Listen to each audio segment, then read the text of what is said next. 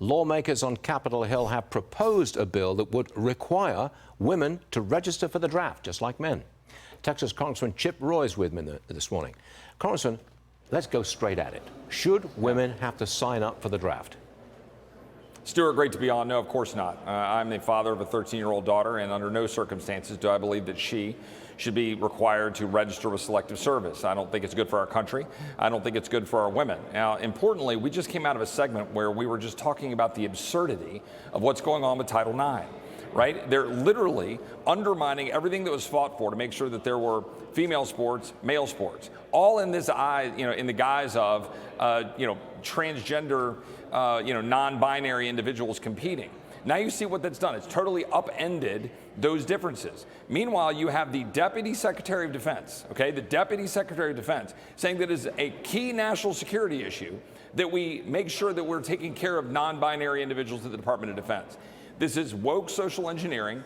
This draft nonsense should not be supported. There were Republicans in the Senate Armed Services Committee who just voted it out, voted for the amendment, and voted for the National Defense Authorization Act with drafting your daughters included in that bill sent to the Senate floor. Thankfully, House conservatives have prevented that. The House National Defense Authorization Act is a good bill. It does not add your daughters to the draft.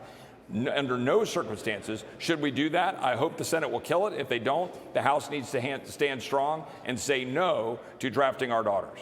We admire clean-cut opinions, Congressman, and you give them to us every single day. Thank you very much. I've got another one for you. There's been a spike in the number of criminal migrants entering the country. Over 13,000 in fiscal year 2024. So far, there were just 4,200 in all of fiscal year 2019. What can you do to address this problem in the immediate future without waiting for the election? What can you do now?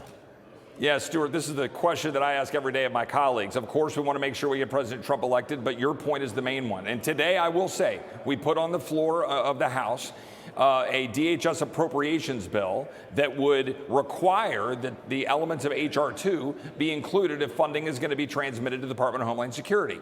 James Madison noted when they founded the country, the power of the purse is the most effective weapon we have against a tyrannical government. By the way, a tyrannical executive branch, which has allowed people to get killed.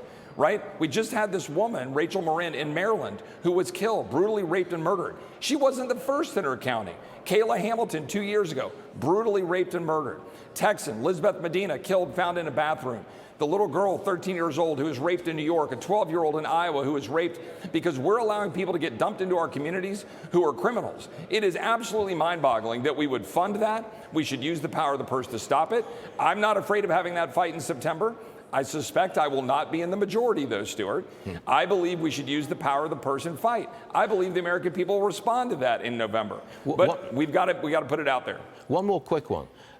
I presume that the first thing that President Biden says about immigration in the debate, the CNN presidential debate tomorrow night, the first thing he says is, we've got a 40% reduction in cross-border apprehensions since my executive orders went into effect. Now, he's going to use that statistic.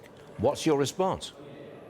Well, first of all, the president could have used executive power when he first came into office, and instead he undid all of the great things that President Trump did to secure the border. But second of all, what he's doing is he's releasing people through the parole program. He's literally the people that just killed. Laken Riley is dead because Joe Biden's policies, they released somebody under parole in a violent abuse of our law. He is lying when he says that. We should absolutely hammer them on this issue. The American people are sick and tired of it, including, by the way, Hispanic Americans, who they want the rule of law. They want their communities safe. They're tired of having their little children getting killed by fentanyl or getting raped and abused or getting sold into the sex trafficking trade because rich white liberals and Democrats and progressive Democrats want to pat themselves on the back in the name of open borders. I'm tired of it, and we should do something about it. The fired-up Chip Roy is welcome on this program. Sir, Congressman, thanks for joining us. Always appreciate it. Thanks, Stuart. Yes, sir.